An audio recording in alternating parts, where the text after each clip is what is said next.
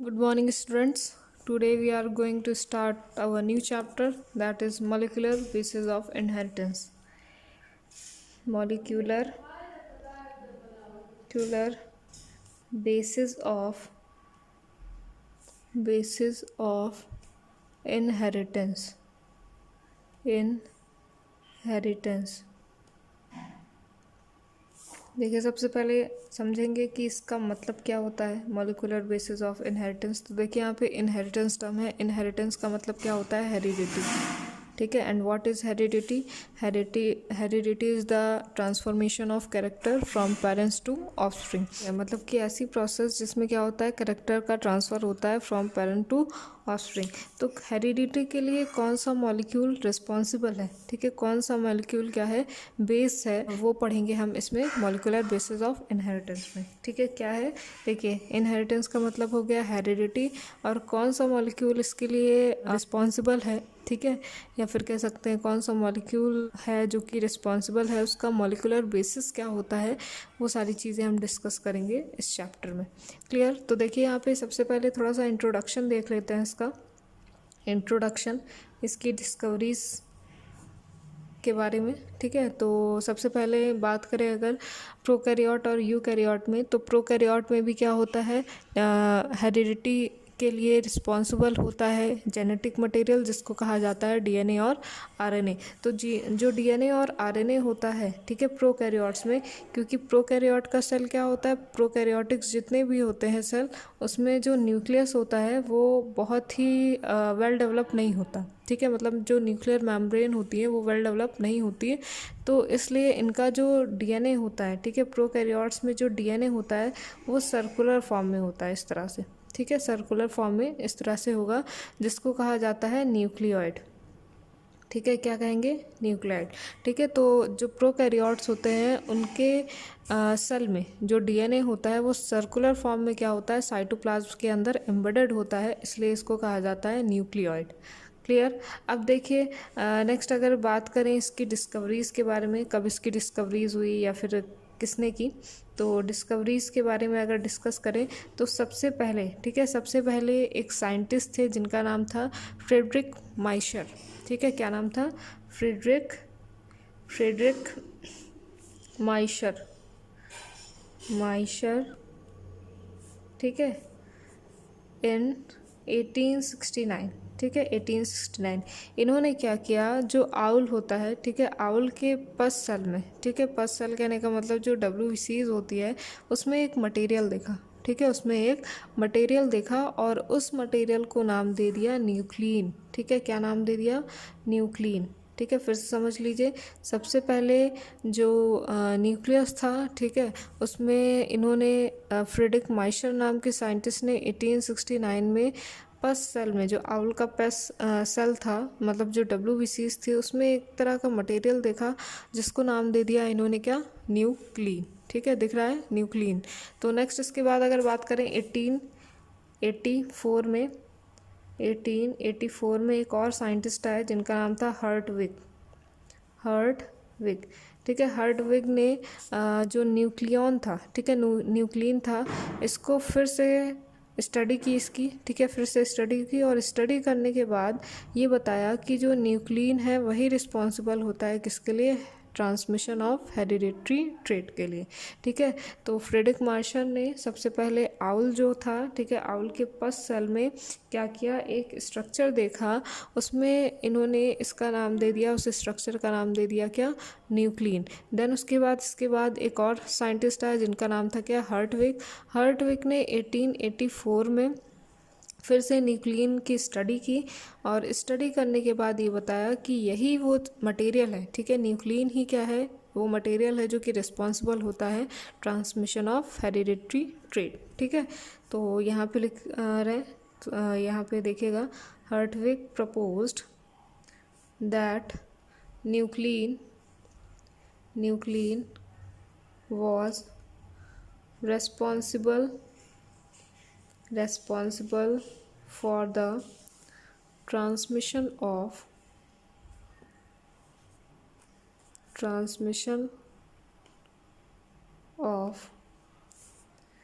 hereditary traits, ठीक है, hereditary traits. Next इसके बाद आइए, नेक्स्ट इसके बाद अगर बात करें, एक साइंटिस्ट और आए जिनका नाम था अल्टमान, ठीक है, अल्टमान, ठीक है, अल्टमान नाम के साइंटिस्ट आए, कब आए, 1889 में, ठीक है, 1889 में। इन्होंने क्या किया, अब देखिए जो न्यूक्लिक एसिड था, ठीक है, जो न्यूक्लिन था, इसको मॉडिफाई करके न्यूक्लिक एसिड नाम दिया गया, ठीक है। और ये इन्होंने क्या किया, इसकी स्टडी और भी ज़्यादा की और बताया कि ये जो न्यूक्लियन होता है वो एसिडिक इन नेचर होता है, ठीक है, न्यूक्लियन जो होता है, न्यूक्लिन जो होता है वो एसिडिक इन नेचर होता है। इसलिए इन्होंने इसकी स्टडी की और स्टडी करने के बाद बताया कि जो न्यूक्लिक एसिड होता है, ठीक है, न्यूक्लिक एसिड होता है, मतलब न्यूक्लिन को ही नाम दे दिया था क्या, एसिड, ठीक है, तो इसका नाम मॉडिफाई करके रख दिया न्यूक्लिक एसिड। और इन्होंने कहा कि न्यूक्लिक एसिड जो न्यूक्लिन है वो एसिडिक इन नेचर होता है और ये दो टाइप का होगा, first is DNA and second one is RNA. Clear हो गई ये बात, फिर से देख लीजिए एक बार, देखिए एक सेकंड, तो अब आप लोग को अच्छे से दिख रहा होगा। तो देखिए जो हमारा नेक्स्ट चैप्टर है वो है मॉलिक्यूलर बेसिस ऑफ इनहेरिटेंस। और इसका मतलब क्या होता है, इनहेरिटेंस का मतलब आपको बताया था मैंने लास्ट लेक्चर में, बहुत डिटेल में पढ़ाया था। तो इनहेरिटेंस क्या है, वो प्रोसेस है, ठीक है, जिसमें किसी भी जो पेरेंट्स होते हैं उनका जो कैरेक्टर होता है वो ट्रांसफ़र होता है ऑफस्प्रिंग में। और इसमें हमें पढ़ना है हेरिडिटी के बारे में, इनहेरिटेंस के बारे में, इसका मॉलिक्यूलर बेसिस क्या होता है, ठीक है, ये किस मॉलिक्यूल पे इनहेरिटेंस जो होता है ये किस मॉलिक्यूल पे बेस्ड होता है। तो इसमें डिस्कवरीज़ के बारे में हमने जाना। तो डिस्कवरीज़ में सबसे पहले फ्रेडरिक माइशर नाम के साइंटिस्ट जो थे, इन्होंने 1869 में एक मटेरियल, ठीक है, एक मटेरियल देखा पस सेल में, आउल के पस सेल में, तो उसमें उस मटेरियल को देखा और बताया कि ये क्या है, न्यूक्लियन है, उसको नाम दे दिया न्यूक्लियन। देन उसके बाद हर्टविक आए इन 1884 में, इन्होंने न्यूक्लियन की फर्दर स्टडी की, ठीक है, और बताया कि यही वो स्ट्रक्चर है जो कि रिस्पॉन्सिबल होता है हेरिडिटी ट्रेट के लिए, ठीक है, ट्रांसमिशन ऑफ हेरिडिटी ट्रेट के लिए। और देन उसके बाद जो साइंटिस्ट आए थे वो थे अल्टमान इन 1889। इन्होंने बताया कि जो न्यूक्लियन होता है वो एसिडिक इन नेचर होता है, इसलिए इसका नाम न्यूक्लिक एसिड रख दिया। और ये क्या होते हैं, दो टाइप के होते हैं, first is DNA and second one is RNA, ठीक है, सेकंड क्या है, आरएनए। इससे पहले देखिए यहाँ पे जो डीएनए और आरएनए होता है ये कहाँ कहाँ पे प्रेजेंट होता है। डीएनए जो होता है वो हायर एनिमल्स में प्रेजेंट होगा और आरएनए जो होता है, ठीक है, आरएनए जो होता है वो कुछ ही ऑर्गेनिज्म में प्रेजेंट होगा, जैसे कि कुछ वायरस और बैक्टीरिया होते हैं, उनमें क्या होता है, आरएनए प्रेजेंट होता है। तो देखिए इसका साइज़ वगैरह क्या होता है, ये चीज़ थोड़ा सा एग्ज़ाम के लिए इम्पॉर्टेंट है, तो ये देख लीजिए आप लोग। देखिए जो बैक्टीरियोफेज होता है, ठीक है, बैक्टीरियोफेज जो एक वायरस है, ठीक है, बैक्टीरिया नहीं है, आप लोग जानते हैं, जो कि इन्फेक्शन क्रिएट करता है, जो वायरस होगा, ठीक है। तो जो बैक्टीरियोफेज वायरस होता है इसका जो लेंथ होता है वो 5386 न्यूक्लियोटाइड होता है, ठीक है, मतलब कि ये 5386 न्यूक्लियोटाइड से मिलके बना होता है। और दूसरा जो अगर बात करें इस्टेरिया कोलाई की, ठीक है, इस्टेरिया कोलाई, दूसरा क्या है, इस्टेरिया, एक सेकेंड, देखिए नेक्स्ट क्या है, इस्टेरिया कोलाई। इस्टेरिया जो कोलाई होता है उसके अंदर 4.6 इंटू 10⁻⁶ बेस पेयर होता है, ठीक है, 6 बेस पेयर, ठीक। और जो बैक्टीरियोफेज होता है उसमें 5386 न्यूक्लियोटाइड टोटल प्रेजेंट होते हैं। ये न्यूक्लियोटाइड्स क्या होते हैं अभी हम आगे डिस्कस करेंगे। और बहुत इम्पॉर्टेंट यहाँ पे एक चीज़ और देख लीजिए, जो ह्यूमन जीनोम होता है, ठीक है, मतलब कि ह्यूमन का जो जीन होता है, जो डीएनए होता है, उसमें कितने बेस पेयर्स होते हैं। तो देखिए ह्यूमन जो जीनोम होता है, अगर हेप्लॉइड की बात करें, हेप्लॉइड सेल में, एक हेप्लॉइड सेल में 3.3 इंटू 10⁹ बेस पेयर क्या होते हैं, प्रेजेंट होते हैं। और यही अगर डिप्लॉइड की बात की जाए तो इसका डबल हो जाएगा, 6.6 हो जाएगा, 6.6 इंटू 10⁹ बेस पेयर क्या होंगे, टोटल प्रेजेंट हो गए, ठीक है। तो ये हो गया आपका इंट्रोडक्शन। अब हम स्टार्ट करते हैं डीएनए के बारे में। ठीक है, डीएनए। देखिए डीएनए जो है, ठीक है, इसको न्यूक्लियोटाइड कहा जाता है, ठीक है, न्यूक्लियोटाइड। ये जो पूरा डीएनए का स्ट्रक्चर होता है, ठीक है, आपने डबल स्ट्रैंड डीएनए देखा है, ठीक है, इस तरह से डबल स्ट्रैंड डीएनए होता है, 2 स्ट्रैंड्स होते हैं इसके। ये जो पूरा का पूरा स्ट्रक्चर होता है वो न्यूक्लियोटाइड से मिलकर बना होता है, ठीक है, न्यूक्लियोटाइड। देखिए एक जो न्यूक्लियोटाइड होता है उसमें 3 कंपोनेंट्स होते हैं, ठीक है। नेक्स्ट पेज पे आ रहे हैं हम, ध्यान से देखिएगा। देखिए एक जो न्यूक्लियोटाइड होता है वो 3 कंपोनेंट से मिलके बना होता है, ठीक है, 3 कंपोनेंट से मिलके बना होता है। कौन कौन से 3 कंपोनेंट्स होते हैं? First is pentose sugar, pentose sugar.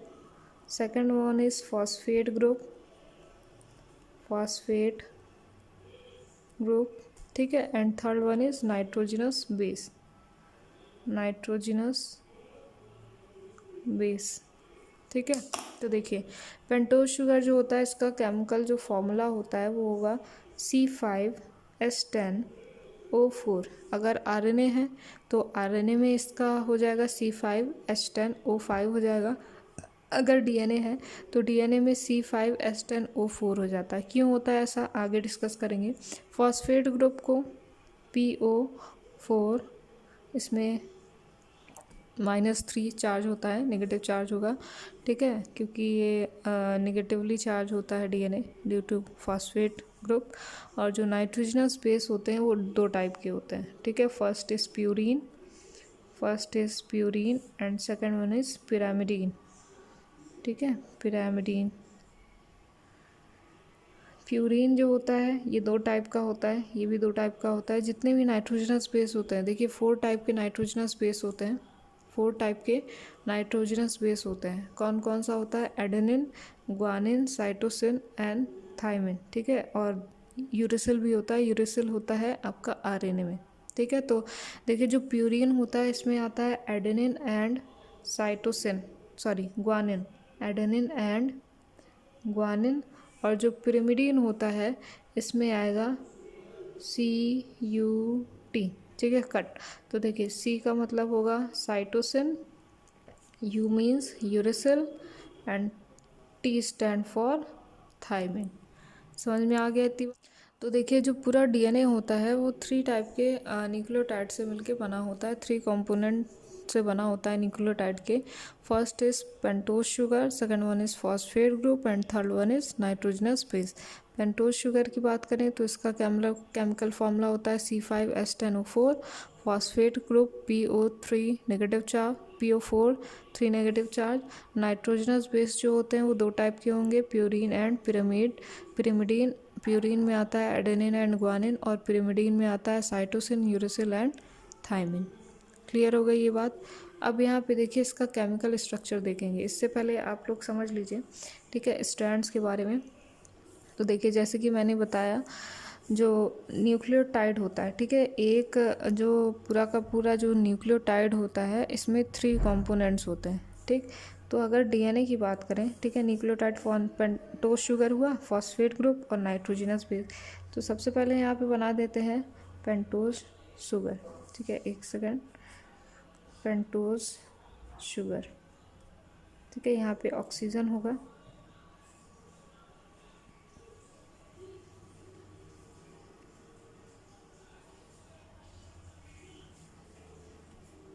ये फॉस्फेट से अटैच होगा,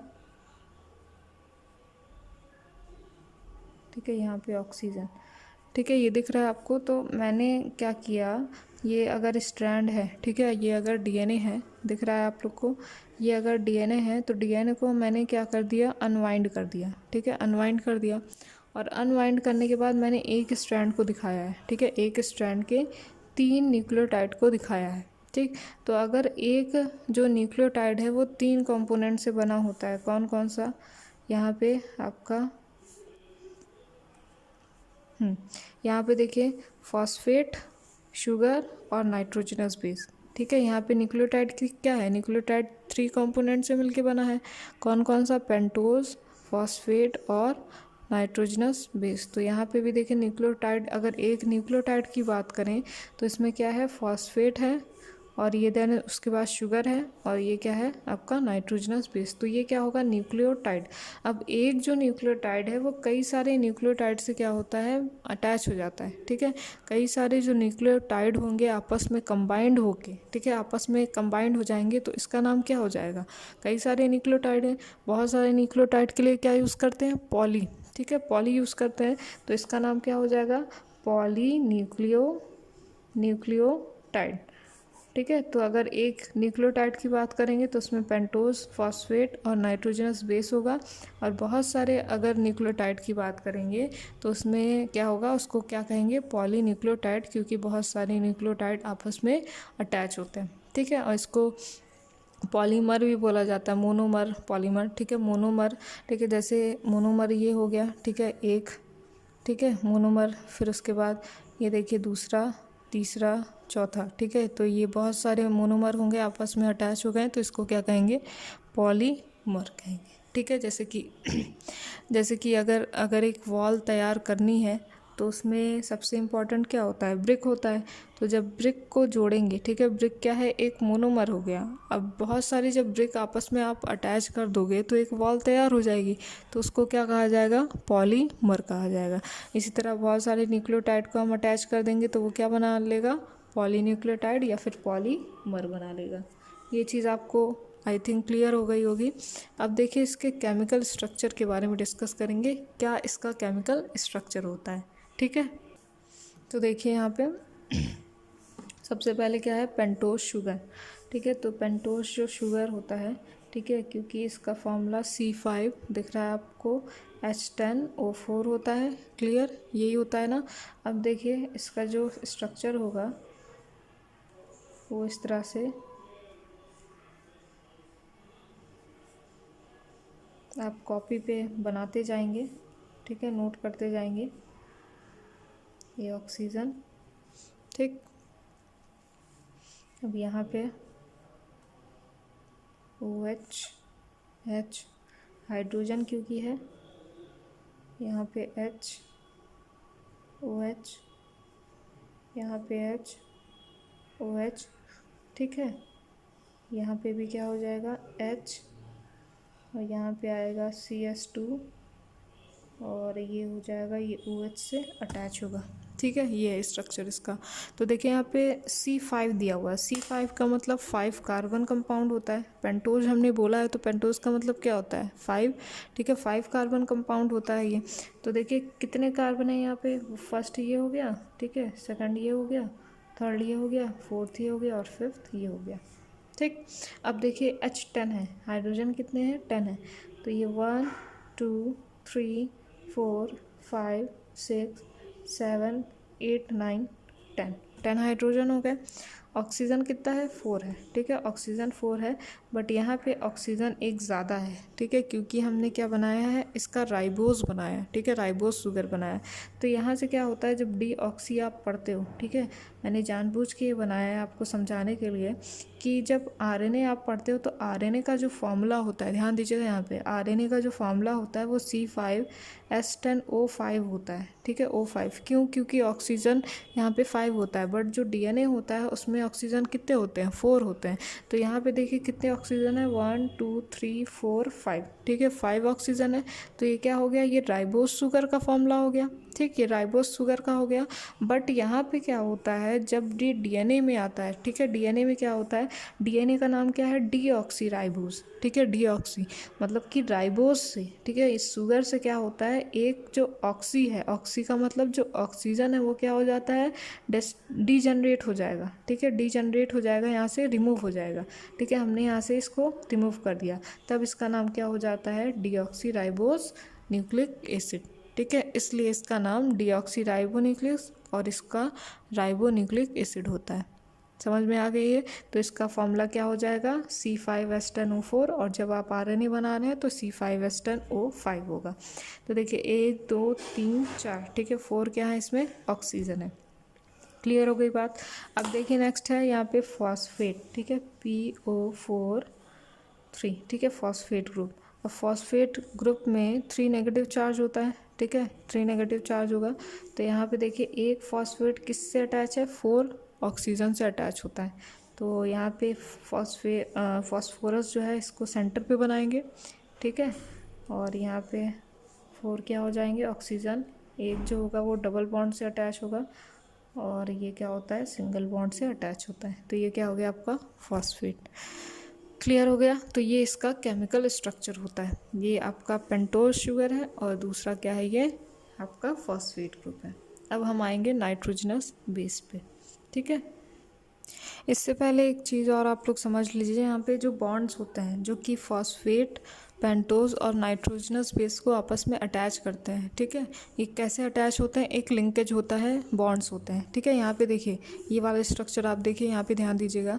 ये मैंने एक स्ट्रैंड बनाया था, ठीक। ये phosphate sugar, phosphate sugar, phosphate sugar, ठीक है, इस तरह से अटैच होता है। और यहाँ पे नाइट्रोजनस बेस शुगर के साथ अटैच होते हैं। क्लियर हो गई बात। अब देखिए यहाँ पे कौन सा बॉन्ड होता है, यहाँ पे देखिए ऊपर ये बॉन्ड है, ठीक है। यहाँ पे देखिए शुगर फॉस्फेट शुगर, ठीक है, शुगर फॉस्फेट शुगर। तो यहाँ पे जो शुगर फॉस्फेट शुगर, एक जो फॉस्फेट है वो 2 शुगर से क्या है, अटैच है।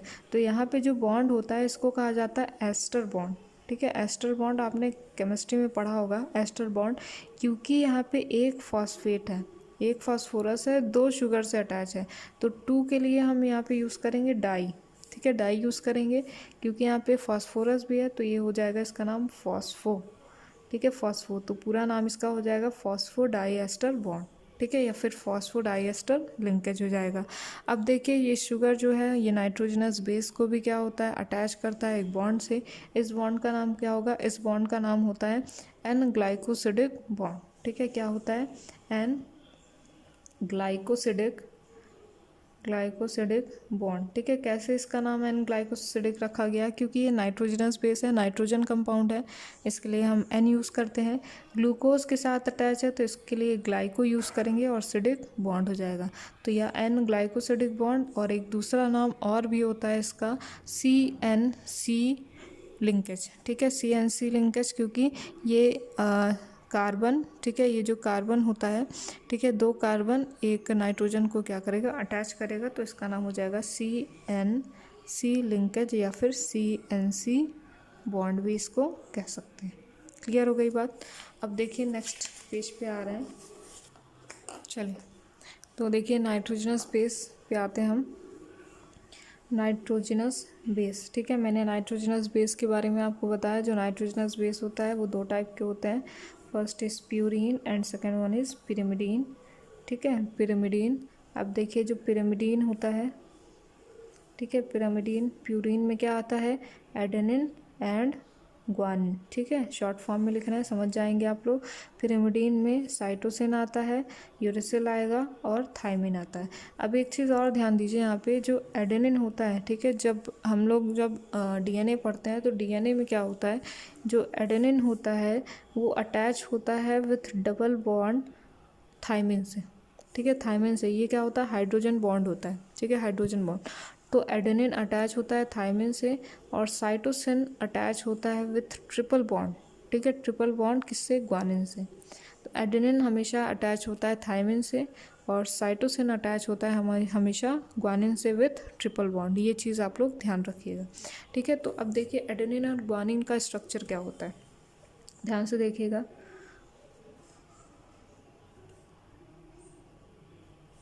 यहाँ पे नाइट्रोजन,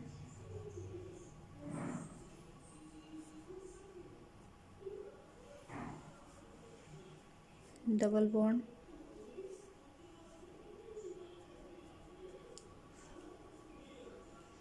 NH2, क्योंकि ये 9 मेंबर्ड रिंग होता है।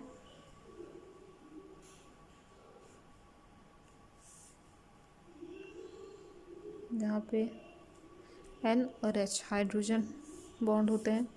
ये आपका है एडेनिन, ठीक है, एडेनिन। और जो ग्वानिन होता है वो भी 9 मेंबर्ड रिंग ही होगा, एरोमेटिक कंपाउंड है, 2 एटम से मिलकर बना होगा, HN। यहाँ पे ऑक्सीजन अटैच होता है,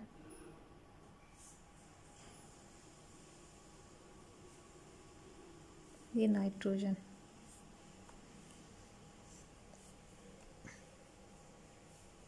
बाहर साइड H2N, ठीक है, और ये हो जाएगा N,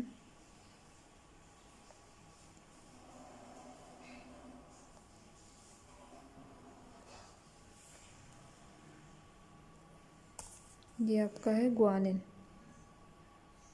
ठीक है, ग्वानिन। तो देखिए सबसे पहले बात करेंगे इसकी प्यूरिन की। प्यूरिन में एडेनिन और ग्वानिन का स्ट्रक्चर है। ये हेट्रोसाइक्लिक एरोमेटिक कंपाउंड होते हैं, हेट्रोसाइक्लिक एरोमेटिक, ठीक है, ऑर्गेनिक कंपाउंड है, एरोमेटिक कंपाउंड। ऑर्गेनिक केमिस्ट्री में आपने पढ़ा होगा इसके बारे में। देखिए साइक्लिक स्ट्रक्चर है इसका।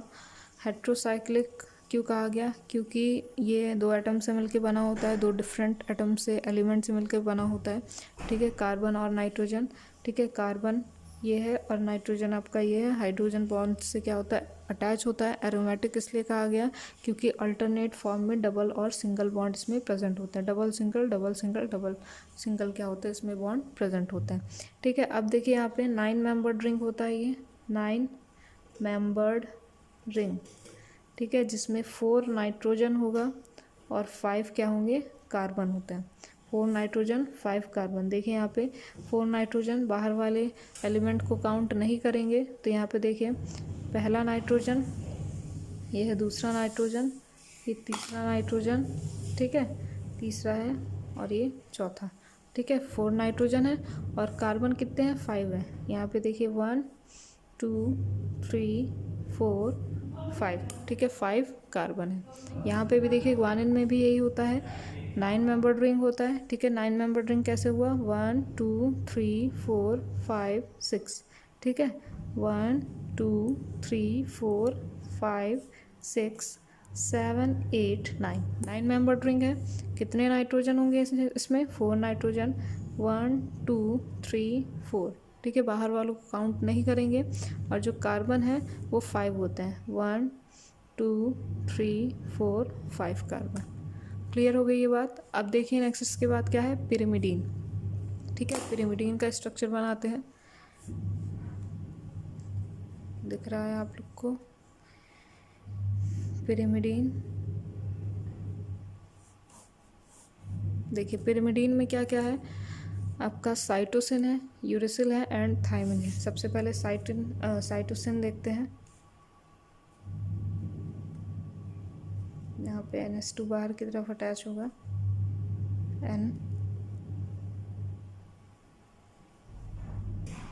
NH,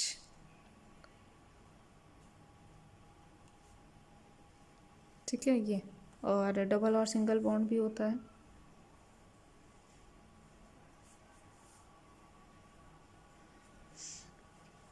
ये हो गया आपका साइटोसिन।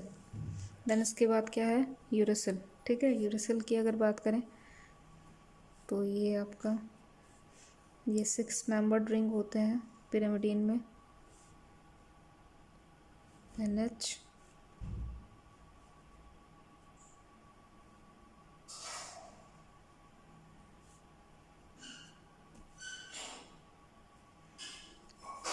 ठीक है, ये हो गया आपका यूरेसिल। नेक्स्ट इसके बाद क्या है आपका? थायमिन, ठीक है, थायमिन। तो थायमिन की अगर बात करें, NH, नीचे की तरफ NH, oxygen, S2C with double bond O, ठीक है, ये आपका हो गया थायमिन, ठीक है, थायमिन। तो यहाँ पे देख लीजिए ये जो पिरिमिडीन होता है ये भी हेट्रोसाइक्लिक ऑर्गेनिक कंपाउंड होगा। ये 9 मेंबर्ड रिंग होता है प्यूरिन, और जो पिरिमिडीन होता है वो 6 मेंबर्ड रिंग कंपाउंड होता है, 6 मेंबर्ड रिंग कंपाउंड, ठीक है, कंपाउंड होता है, ठीक है। यहाँ पे देख लीजिए 1 2 3 4 5 6, ठीक है, 1 2 3 4 5 6 मेंबर्ड कंपाउंड होगा जिसमें नाइट्रोजन और कार्बन होते हैं अल्टरनेट फॉर्म में। डबल और सिंगल बॉन्ड भी अटैच होगा। अब इसमें देखिए नाइट्रोजन जो होते हैं 2 होते हैं और कार्बन क्या होगा 4 होगा। बाहर वाले एलिमेंट को काउंट नहीं करते हैं, अंदर क्या है N और N। कितने नाइट्रोजन है 2 नाइट्रोजन, तो यहाँ पे देखिए लिख रहे हैं 2 नाइट्रोजन और कार्बन कितना हो जाएगा 1 2 3 4, ठीक है 4 क्या हो जाएगा कार्बन। यहाँ पे भी 1 2 2 नाइट्रोजन 4 कार्बन, यहाँ पे भी 1 2 2 नाइट्रोजन और 1 2 3 4 4 क्या हो जाएगा कार्बन होगा, ठीक है। So this is all about molecular structure of DNA, ठीक है। और इसमें कोई भी अगर डाउट होता है आपको तो ज़रूर पूछिएगा, इम्पॉर्टेंट चैप्टर है, ध्यान से पढ़िएगा, एक एक चीज़ें समझ के रखिएगा, रटने की कोई ज़रूरत नहीं है। क्लियर। अब इसका नेक्स्ट टॉपिक हम लोग नेक्स्ट क्लास में डिस्कस करेंगे।